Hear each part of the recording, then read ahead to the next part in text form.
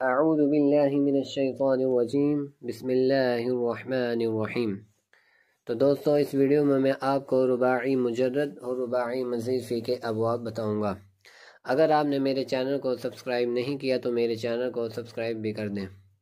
تو دوستو نوٹ کر لیں کہ رباعی مجرد کا ایک ہی باب ہے اور رباعی مزید فی کے 3 ابواب ہیں۔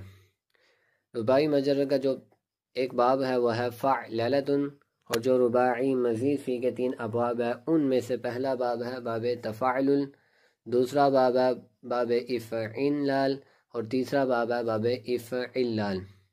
ان 3 ابواب میں سے جو پہلا باب ہے باب تفاعل، اس باب میں 4 حروف اصلی اور 1 حرف زائد ہوتا ہے، جبکہ باقی 2 ابواب میں باب افعلال اور باب افعلال میں ان 2 ابواب میں 4 حروف اصلی اور 2 حروف زائد ہوتے ہیں۔ تو دوستو اگلی ویڈیو میں آپ کو ان ابواب سے ماضی اور مضارع کی گردان بتاؤں گا کہ ماضی اور مضارع کی گردان کس وزن پہ آتی ہے۔ امید ہے کہ آپ کو بات اچھی طرح سمجھ آ گئی ہوگی۔